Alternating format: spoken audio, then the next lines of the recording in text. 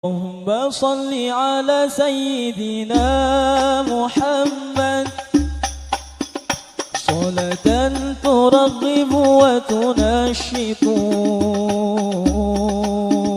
وتحمس بها الجهة لإحياء وإعلاء دين الإسلام وتحمس بها الجهة لإحياء وإعلاء دين الإسلام. اللهم صل على سيدنا محمد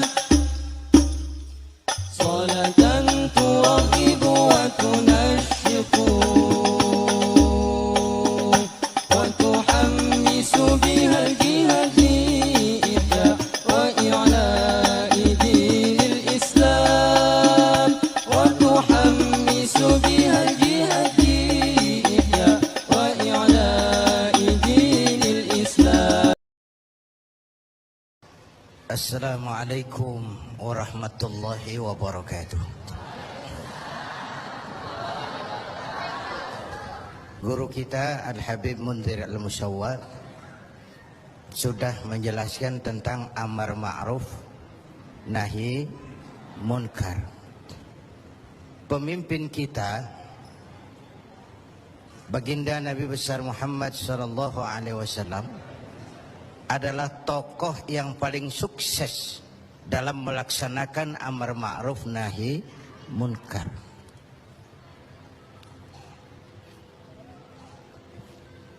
Berkembang dengan pesat, lain dengan agama-agama besar lain, kata Stoddard. Agama Buddha punya Raja Asoka, agama Persia punya Raja Cyrus, bukan Cyrus Sinaga, Cyrus. Agama Kristen punya Raja Konstantin. Mereka ini raja-raja besar dan berkuasa yang menunjang agama yang dianutnya dengan segala daya dan dana, dengan segala kekuatan dan kekuasaan. Lain dengan baginda Nabi. Beliau bukan raja, tidak anak penguasa, tidak pula orang kaya. Tapi amar ma'ruf yang dilaksanakannya berhasil menembus dinding Jazirah Arabia, mewarnai hampir 2/3 belahan bumi. Nah, saya mau ambil porsi apa landasan beliau dalam melaksanakan amar ma'ruf dan nahi munkar sebelum ke arah yang tadi sudah ditanyakan Saudara Agung. Pertama, landasannya adalah siddiq. Apa? Jujur. Sebab bagaimana orang mau amar ma'ruf nahi munkar kalau dia nggak punya kejujuran. Nabi kita itu lidahnya adalah hatinya, ucapannya adalah perbuatannya, perintahnya berwibawa, ajakannya diikuti karena beliau pelaksana pertamanya. Keteladanan. Kalau kita gimana mau berhasil amar ma'ruf? Cuma teriak, saudara-saudara, sedekah, sedekah. Yang teriak buntut gasiran, mbahnya pelit. Jujur. Kata orang tua Melayu gini, wahai saudara, adik dan kakak, peganglah jujur, jangan durhaka. Jauhi bohong, haramkan dusta, supaya hidup tidak ternista. Asik kan? Asik kan? Jauhi bohong, haramkan dusta, supaya hidup tidak ternista. Orang bisnis, modal paling penting adalah kepercayaan. Coba saudara punya kapital miliaran, kalau nggak dipercaya orang, ada nggak yang mau ngasih proyek? Ada nggak? Ada nggak? Nyaut. Modal utama dalam bisnis kepercayaan. Modal utama dalam memimpin kepercayaan. Modal utama dalam seluruh gerak hidup kita kepercayaan. Kalau hidup udah dipercaya, Bu, biar duit banyak juga enak rasanya. Bener. Kalau sudah dipercaya, walaupun duit banyak enak rasanya.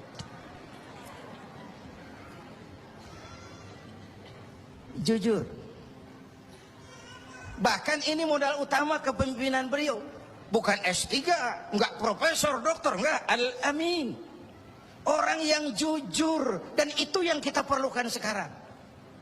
Gayus. Saya lihat bukan saja kasusnya aneh, penanganannya juga aneh. Orang sekali bergayus bisa ngobok-ngobok semuanya. Sekarang banyak yang telinganya pada merah, matanya pada pedas. Begitu dia nyanyi, bagaimana dia merambah kepolisian, merambah kejaksaan, merambah kehakiman. Lalu penanganannya juga aneh. Kayaknya mau terfokus kepada kasus Gayus ya, padahal yang terbesarnya adalah mafia hukum dan mafia pajak. Kan itu soal yang paling besarnya. Kita perlu jujur, jangan ada dusta di antara kita.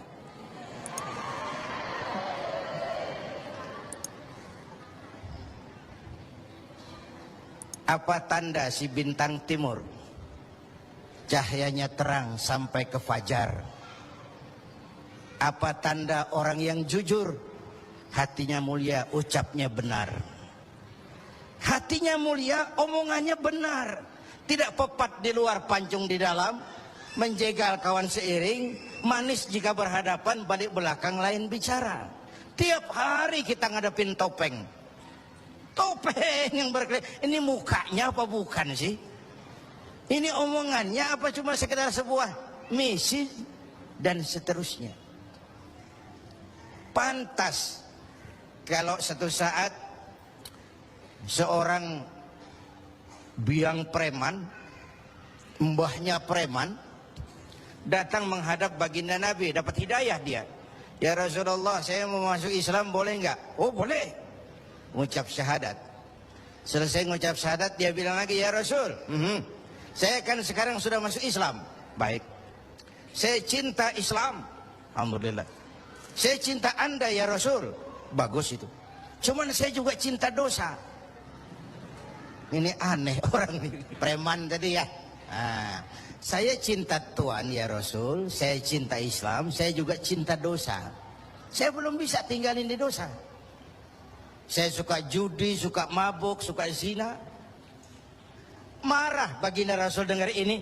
Enggak, beliau senyum. Senyum. Orang yang tegasnya amar ma'ruf nahi munkar itu jangan masang muka kuburan.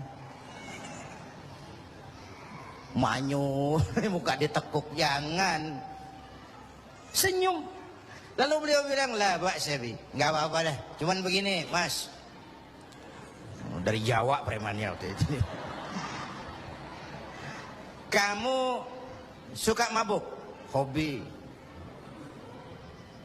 Kamu suka zina? Bu, di mana-mana ada langganan. Kamu suka nyolong? Iya. Nah, oke, gini. Saya cuma minta, mau nggak kamu mulai hari ini janji sama saya? Apa ya Rasul? Jangan bohong. Hal tu'ahiduni ala tarkil kadzib? Mau nggak kamu janji satu aja? Jangan bohong. Saya kira apaan kali ya Rasul. Kalau itu mah kecil. Sanggup? Sanggup. Ayo, saya bayat. Bismillah. Mulai hari ini kau janji nggak mau bohong. Janji. Pulang. Sambil pulang di hatinya mikir, ma ashala ma talaba hadzal nabiyul karim. Ini Rasulullah kok gampang banget permintaannya. Enteng urusannya. Saya terang-terangan nggak tinggal zina, nggak tinggal nyuri, saya suka mabuk, cuma disuruh nggak bohong, encer. Dia kira nggak bohong gampang, dia kira nggak bohong gampang. Padahal Nabi Allah Ibrahim pernah mengeluh, saya seumur hidup 3 kali bohong, saya harus tanggung jawab di hadapan Allah. Padahal bohongnya bohong bener. Seumur hidup 3 kali merasa bohong, bingung Nabi Ibrahim. Kita sehari 16 kali bohong, nyengir aja nyengir, nggak ada bingung-bingungnya. Udah sambil pulang, Hari berganti minggu, minggu pergi datanglah bulan. Satu hari dia lagi jalan nih si preman nih, mantan preman nih, ngelihat perempuan cakep, kenalan, dibawa ke rumah, masuk ke kamar, hampir terjadi. Mau zina lagi hampir terjadi, dia tegangan tinggi. Hampir nyaris. Begitu mau terjadi, ingat, saya udah janji sama Rasulullah nggak mau bohong. Ntar kalau ketemu beliau saya ditanya, kamu masih zina? Nyautnya bagaimana? Nyautnya gimana? Kalau saya bilang iya, saya pasti kena hukum, udah Islam. Kalau saya bilang enggak, saya bohong. Padahal sudah janji nggak mau bohong. Perang ini, iman sama syahwatnya. Kata syahwatnya, udah sikat. Kata imannya, pikirin dulu, lu udah janji lo. Perang. Akhirnya imannya menang. Dia bilang sama tuh perempuan, Mbak Yu, Mbak Yu, nun sewu Mbak Yu, ndak jadi. Loh, ndak jadi piye tuh mas? Ya wis pokoknya ndak jadi. Selamat dari zina. Lain hari mau mencuri, sudah madda yadahu, tangannya udah dijulurin. Ingat lagi, ntar kalau ketemu Nabi ditanya, lo masih nyolong nggak? Gimana nyautnya? Tiap kali mau berbuat jahat, tiap ingat janjinya. Tiap ingat janjinya, terhindar dari perbuatan jahat. Paling akhir dia datang menghadap Nabi, ya Rasul, apa? Sadaqta ya Rasul, Anda benar ya Rasul. Kenapa? Yang Anda minta atuk, kedengarannya enteng, cuman pongkolnya. Saya nggak bekutik ya Rasul. Lihat pengaruh jujur dalam hidup.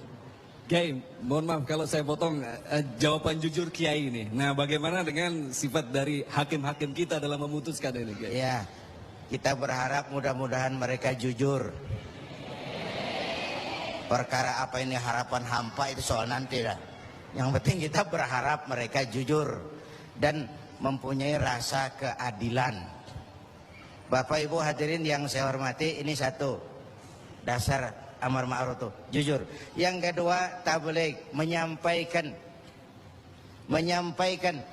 ini pun nggak gampang. Satu saat beliau lagi dakwah di kalangan elit, datang orang buta nyebarin agama, nanyain agama, agak masam, muka beliau agak berpaling. Turun ayat abasa wa tawalla an ja'ahul a'ma. Ya. Ayat yang saya sampaikan tadi, Allah mengkritik kepada baginda Nabi. Mengapa kau agak masam ketika datang orang buta minta diajarkan agama? Ayat ini disampaikan juga oleh Nabi kepada para sahabat. Ini loh, ayat ini barusan turun mengkritisi saya. Jadi memang yang orang hidup yang baik itu jangan alergi sama kritik. Tapi yang kritik pun jangan asal ngomong. Ya. Orang jangan alergi sama yang namanya kritik. Karena kritik itu yang sering membuat kita berpikir. Dikritik yang membuat kita dewasa. Dikritik yang membuat kita jadi bijaksana. Pujian sering jadi racun. Walaupun sementara kita senang. Ibu cantik loh bu, mekar hidungnya. Tapi itu sering jadi racun. Kritik yang membuat kita berpikir, kritik yang membuat kita dewasa, kritik yang membuat kita jadi bijak. Tapi yang kritik pun jangan asal ngejeblos.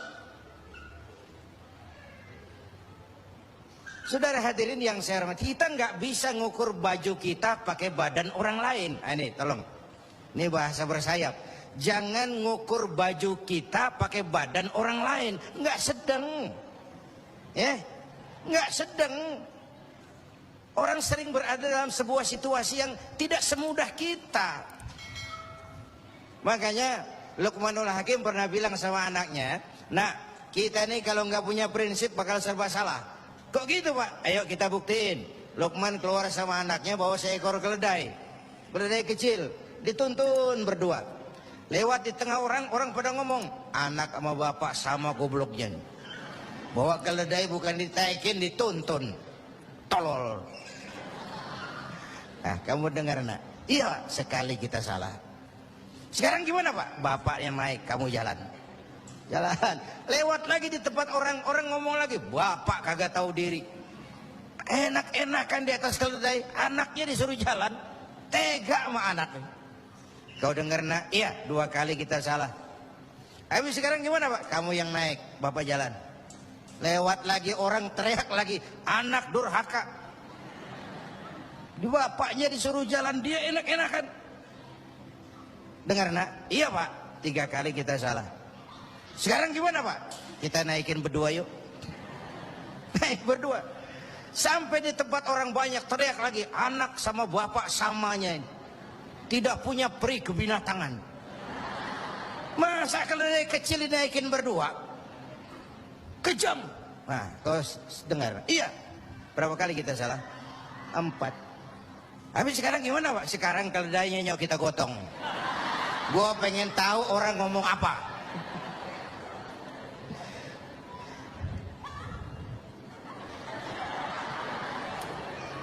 Begitulah Bapak Ibu hadirin, tanpa sebuah prinsip kita sering terombang-ambing. Makanya kita rakyat ini kudu punya filter. Rakyat harus jadi rakyat yang cerdas. Emas pasti kuning. Ya, apa semua yang kuning pasti emas? Rakyat harus cerdas. Ini nyengir tapi mikir nih, ya.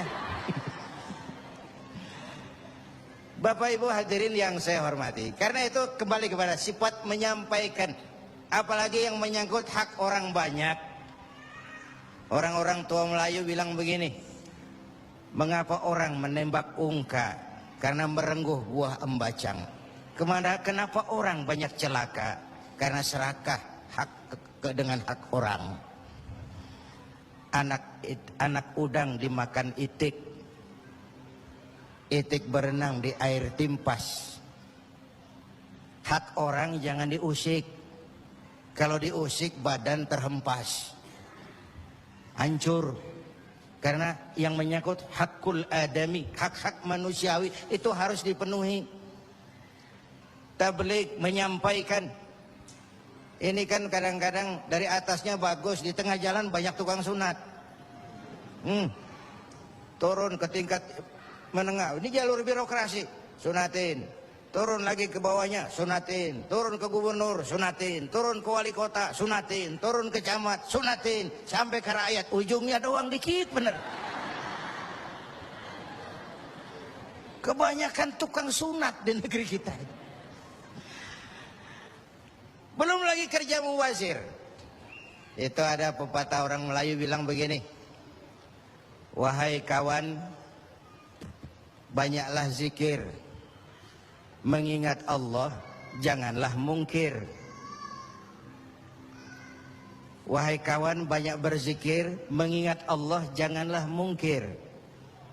Hindarkan semua kerja mubazir supaya hidup tidak terisolir. Kerja mubazir itu kayak apa? Kayaknya kenal Ja'ronah.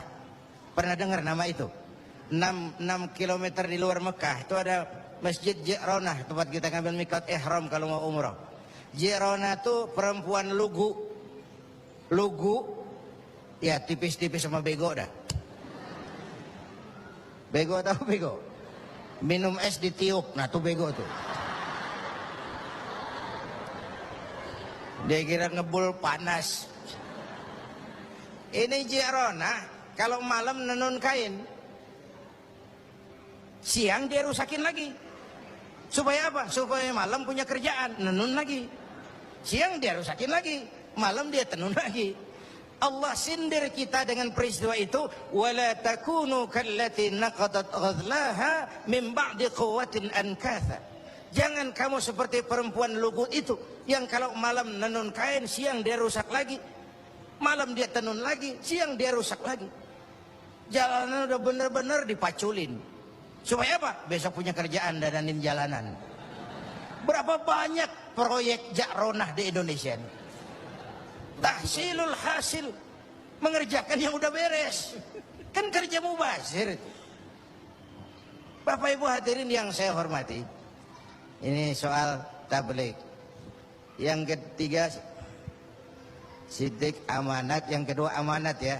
Yang ketiga tabligh. Amanat tuh menyampaikan, bisa menjaga kepercayaan orang, itu penting. Itu amanah namanya. Menjaga amanah itu tugas yang mulia.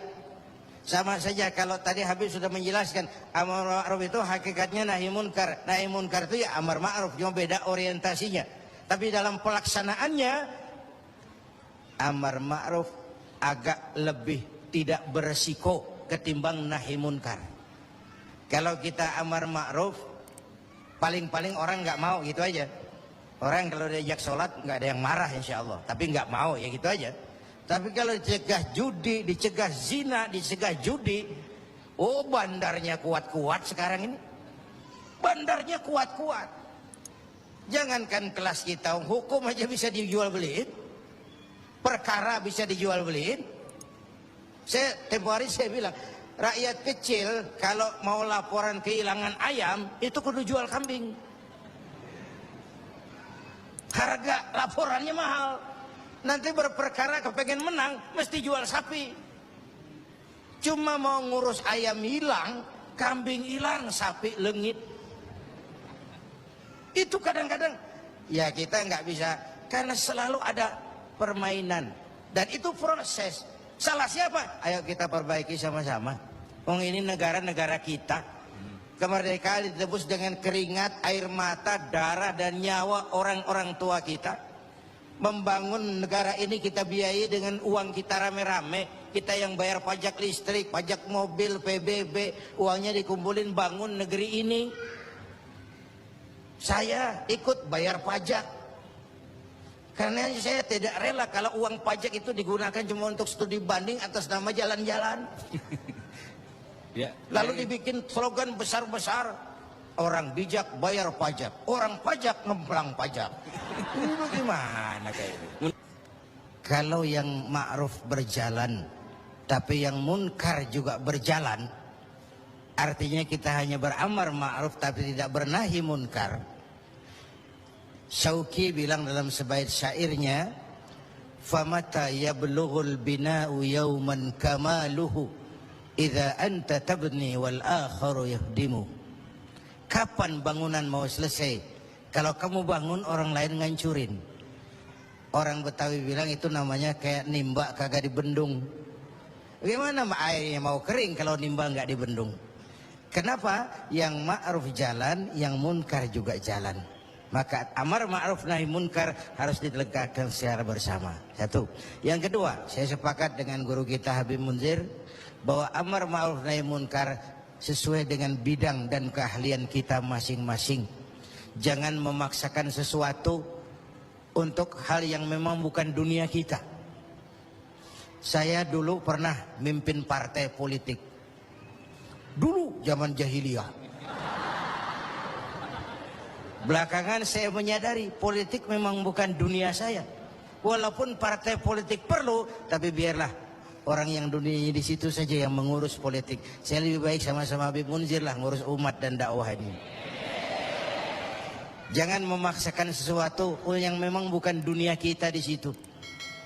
Kalau kiai disuruh bangun jembatan, apa camat mau ngurusin tahlil? Itu yang kedua. Yang ketiga terakhir, semuanya harus berangkat dari husnuzan, baik sangka. Apa yang terjadi oleh tokoh lintas agama dan sikap Bapak Presiden, kita jembatani dengan husnuzan. Kita percaya pemerintah pasti punya niat baik untuk mensejahterakan rakyat. Kita juga percaya tokoh lintas agama punya tanggung jawab moral. Mereka memberikan teguran bukan karena benci pemerintah, tapi ingin melihat negara ini berjalan dengan baik.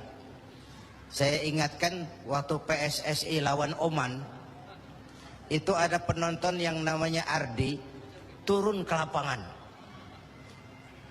tendang bola ke gawang, untung nggak gol. Waktu ditanya, saya bukan benci sama PSSI. Saya bukan mau ngacoin pertandingan. Saya cuma greget, kenapa sih nggak gol-gol PSSI ini? Penalti aja meleset.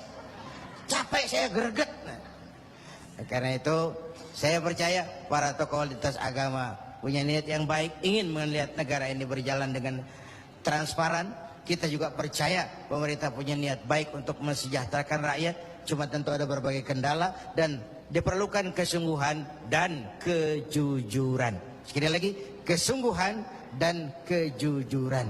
Jangan ada dusta. اللهم صل على سيدنا محمد صلاة ترغب وتنشط